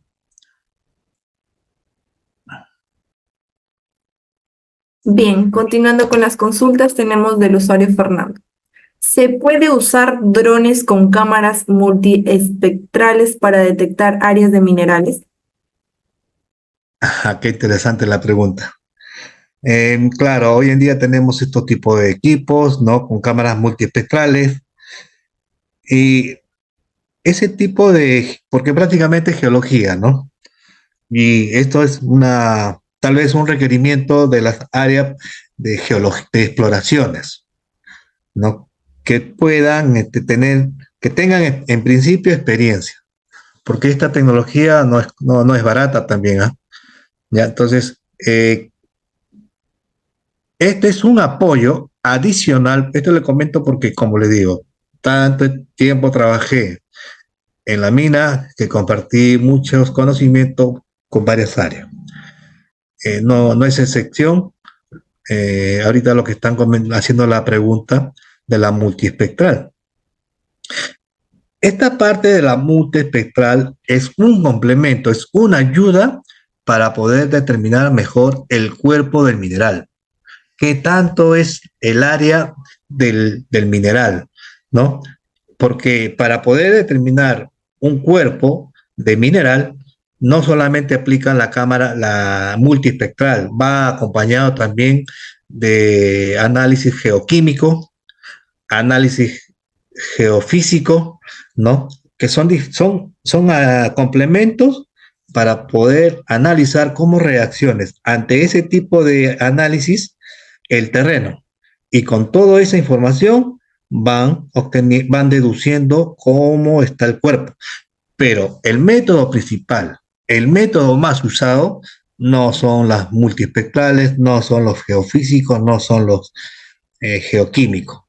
Por lo que yo he visto, son los taladros, y son los taladros largos, son los que se conocen como Diamond Grill, creo que es ¿no?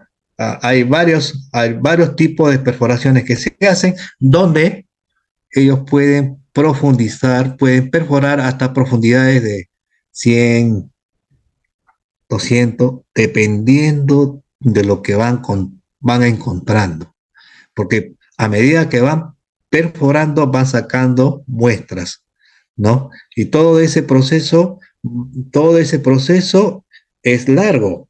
Van sacando muestra, lo van llevando a una área específica para ir armando, reconstruyendo lo que han perforado y van preparando un cuadro específico donde van identificando desde que comienza la perforación de 0 a 5 metros, el cuerpo se comporta arcilloso. De 5 metros a 8 metros, el cuerpo ya es medio calcáreo. De 8 metros hasta 12, 15, sedimentación. O sea, eso es la función, ¿no?, especializada de los ingenieros geólogos, área de exploraciones, hasta que ya encuentra posiblemente sedimentación, posiblemente, o sea, el término que ellos usan. Ese es el principal para poder determinar cómo se comporta. El resto son complementos, que ayudan, por supuesto que sí, ayudan, sí, por supuesto que sí. De pronto, para complementar, no sé si me escucha, ¿puede complementar? Sí. Sí, ajeno como usted, como otro audio aquí. Para complementar la consulta, efectivamente ahora están comprando bastantes drones multiespectrales, ya que utilizan la cámara multiespectral, valga la redundancia, y también la cartográfica. Entonces, prácticamente dos en uno.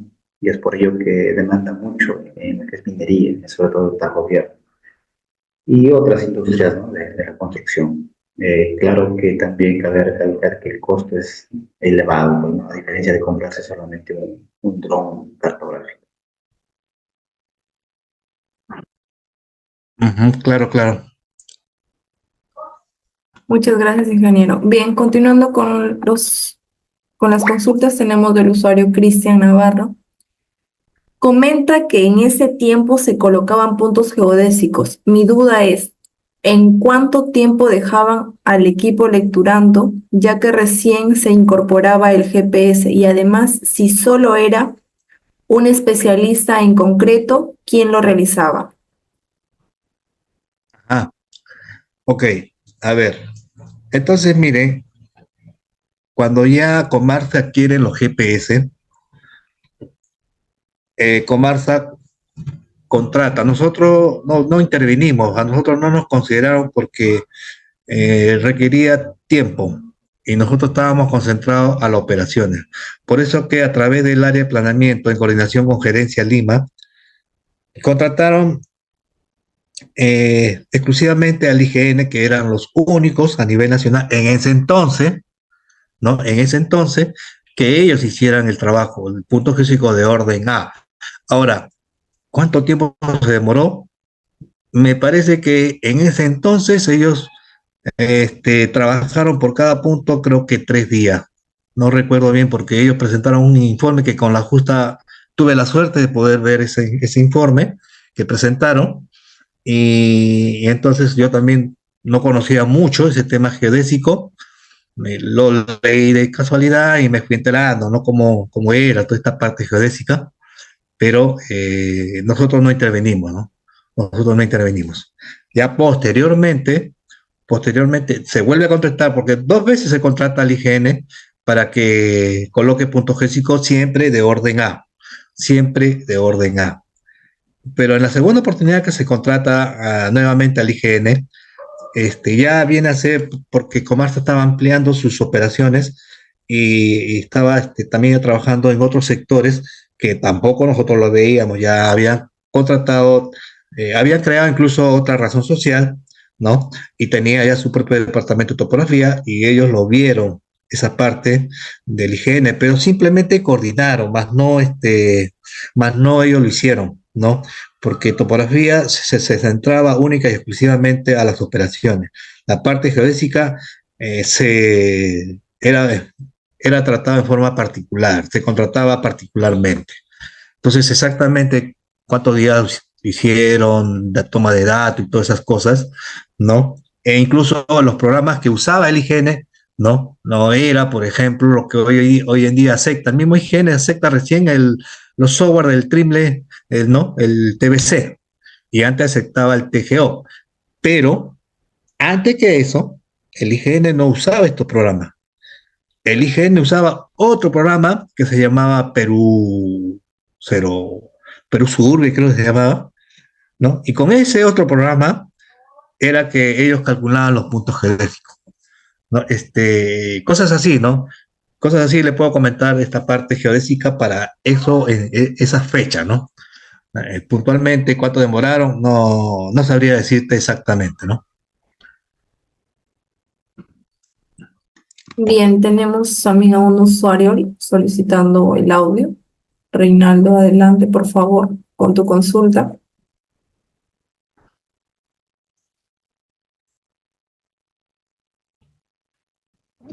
Una segunda pregunta. Engie, ya que ustedes trabajan en la mina con GPS, hablando de eso, supongo era un poco difícil atraer lo que es la señal, ¿no? Ya que en ese tiempo creo que era el GPS nomás que era la americana, o también estaba el sistema GLONASS, que es la europea, y la China y de Rusia, ¿no? Que son actualmente los satélites que nos facilitan trabajar bien con lo que es GPS. Gracias, Reinaldo. Muchas gracias. Me has hecho acordar exactamente lo que has dicho. Tú creo que eres contemporáneo conmigo. Sí, efectivamente, cuando Comarsa adquiere los primeros GPS de la marca Trimble, y tal como tú has dicho, no, los equipos trabajaban con su propia constelación. Trimble trabajaba con la constelación americana, que en ese entonces su nombre más conocido era NASTAR. Y Totcom mencionaba las GLONASS, pero en ese tiempo las GLONASS no se tenía en cuenta porque tenía problemas de mantenimiento, manifestaban, tenía problemas de que su constelación estaban completándolo porque habían tenido falla. Estamos hablando más o menos año 2000, que yo recuerdo 2013, ¿no? Porque yo preguntaba, ¿no? Ahí sí, cuando ya comenzamos a usar los GPS, nos comencé a conocer un poco más de todo este tema, ¿no? Y ahí fue donde me enteré también lo de GLONASS, pero el Trimble no lo usaba, ¿no? El Totcom tampoco lo usaba a pesar que lo tenía, ¿no? El Trimble sí, tajante, no lo tenía. Y incluso cuando yo pregunté a los proveedores de ese entonces, que hasta ahora siguen, ¿no? El proveedor oficial del GPS en el Perú es la empresa ICT, ¿no? Y yo le pregunté en ese entonces, cuando yo ya sabía que existía la constelación rusa, las GLONASS, existía la americana que era la NASTAR, no decían que era GPS, simplemente decía la NASTAR. Les pregunté a los proveedores de Trimble, ¿no? ¿Y por qué Trimble no considera también la constelación rusa, la GLONASS? Y el capacitador me contestó así en forma cómica: esa constelación no sirve, esa constelación va a desaparecer, me dijo. Y yo decía entre mí, pero qué raro, ¿no? Como no sabía mucho, pero estaba ya entrando a este mundo del GPS, de las constelaciones. Con el tiempo sucede lo contrario, ¿no? GLONASS se recuperó, porque sí, efectivamente nos estaba fuera de servicio, digámoslo así, hasta que se completa nuevamente y hasta que los mismos americanos, la misma constelación americana, comienza a tomar en cuenta a la GLONASS, ¿no? Pero sí, ahora, ¿qué pasaba con esto, lo que está mencionando Reinaldo? ¿Qué pasaba con este caso de que trabajaran con un solo sistema, con una sola constelación, perdón? Era obvio de que el corte de la señal era constante, porque una constelación, a pesar que pueda cubrir todo el planeta, nunca por nunca iba a cubrir todo exactamente. Había momentos en que no había satélites y por lo tanto se perdía la señal. Ese fue uno de los problemas que tuvimos con los GPS, tal como está comentando Reinaldo, que me has hecho acordar en verdad, Reinaldo, y que yo deduzco que sí, creo que estamos por ahí en esos tiempos de los problemas de los GPS, ¿no? Muchas gracias más bien por lo que me has hecho acordar, ¿no? Porque hoy en día las constelaciones están, pero y hoy en día ya no hay ese inconveniente. Incluso hoy en día se pueden tomar puntos debajo de árboles, etcétera, etcétera, ¿no? En ese entonces, era un dolor de cabeza. Exacto, profesor. Sí, pues. Ahora fácilmente bajo el árbol, así, con facilidad chapa 15 satélites y no tienes problema para hacer un levantamiento, lo que es por ese terreno, ¿no? Y hasta pegada a cercos metálicos. Pero cuando era este año 2015, lo que tú decías del sistema GLONASS, decían que tenía 24 satélites, ¿no? 3 fallas, 21 operativas, tenía deficiencia de mantenimiento. Y ahora los mejores creo que se están reforzando es la China y la rusa. También están utilizando para cuestión de guerra, ¿no? Porque imagínate, el GPS corta su señal, sus objetivos que hoy en día funcionan, no trabajarían, estarían bloqueados. Entonces cada país, China y la Rusia, están cada día mejorando, creo que su sistema de satélites. Claro que sí, claro que sí. Gracias, Reinaldo. Bien, continuando con las consultas, tenemos del usuario John Oliva. En cuanto a las cintas, ¿se usan de colores y qué significado tienen dichos colores? Ajá, como había comentado, ¿no? El tema de los colores, para empezar también, no era colores fijos, ¿no? O sea, cada empresa puede, si trabaja con banderolas, ellos deciden su color, ¿no? En el caso de Comarsa, como había comentado, para el tema de control de piso, usábamos dos colores, ¿no? Color verde y color rojo. Color verde significaba que estaba en el nivel, un más o menos 5 centímetros de error. En el caso de que no estuviese, le faltase corte, le faltase rellena, colocábamos la bandera roja, pero escribíamos ahí, en la banderola escribíamos con plumón indeleble lo que era, ¿no? Corte 0.80 o relleno 0.30, lo que hubiésemos encontrado, ¿no?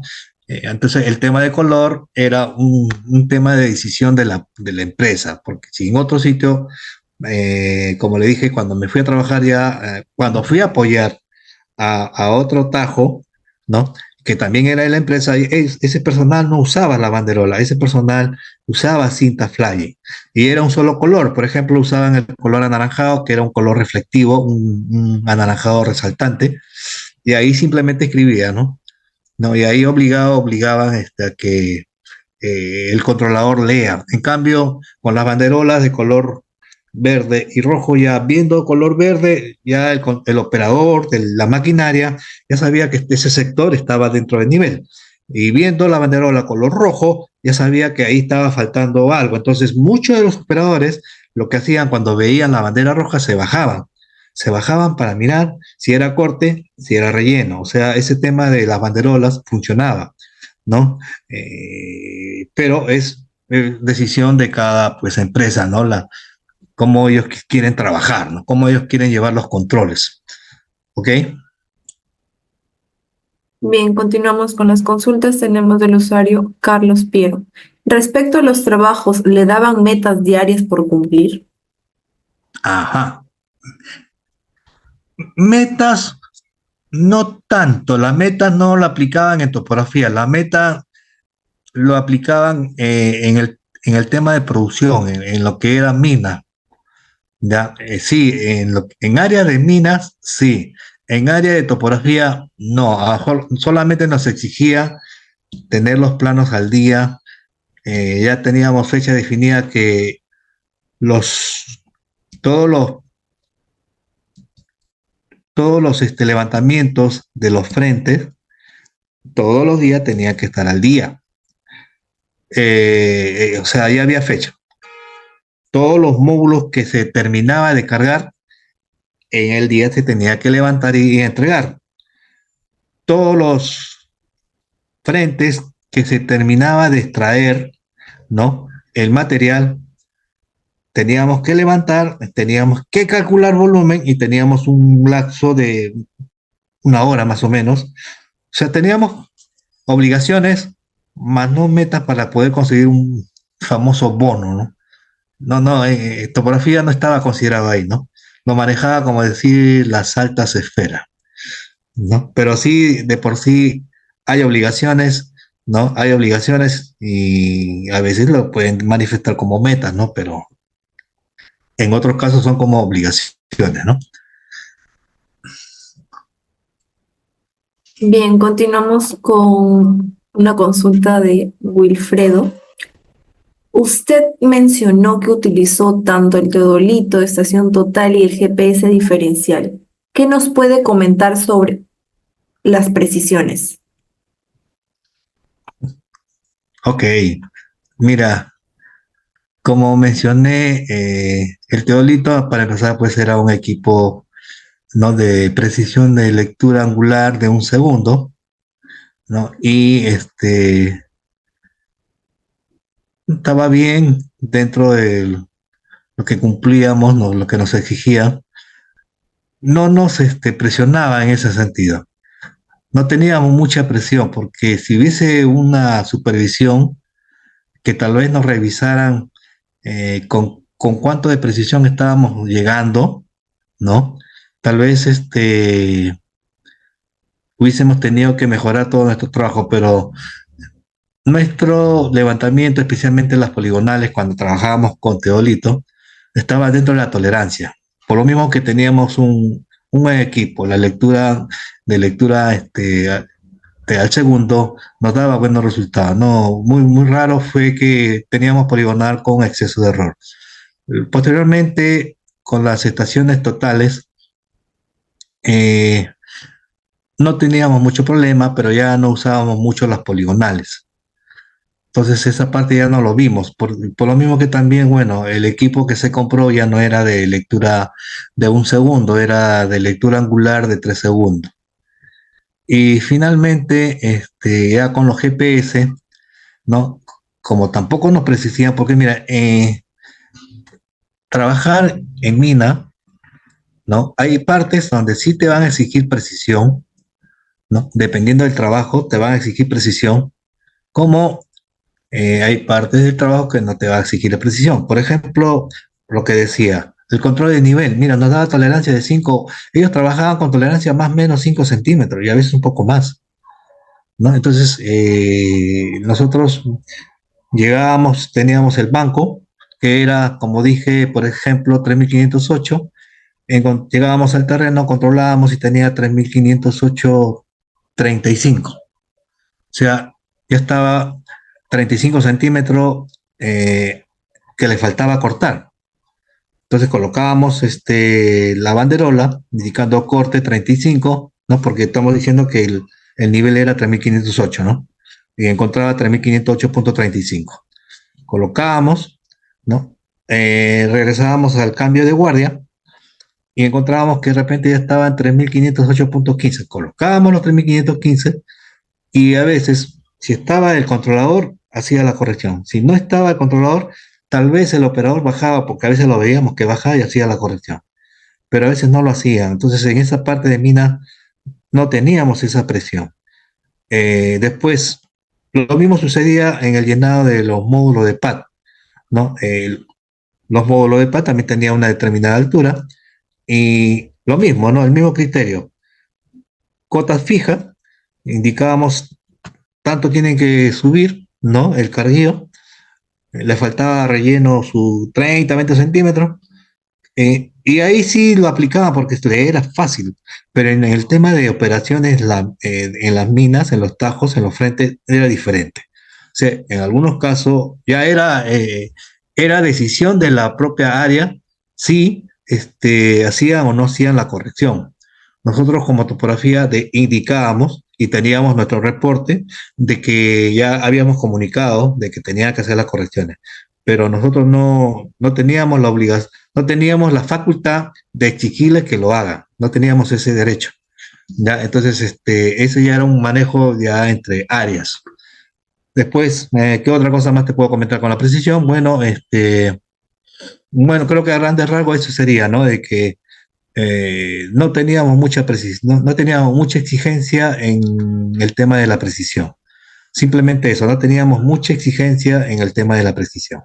Porque si hubiésemos tenido la exigencia, tenlo por seguro que hubiésemos tenido que ser más fuerte con los datos que nosotros encontrábamos en campo y sí teníamos que insistir en ¿no? Tal sitio le falta, tal sitio no se ha pasado, etcétera, etcétera, ¿no? Porque la información la teníamos, el equipo nos los daba, ¿no? Es que es muy diferente a que de repente no lo tengas, a que de repente no lo pudiste calcular, entonces, qué vas a corregir, ¿no? ¿No? Es muy diferente. Ya dependía entonces de la propia área que lo lleguen a lo diseñado con planeamiento, ¿no? ¿Ok?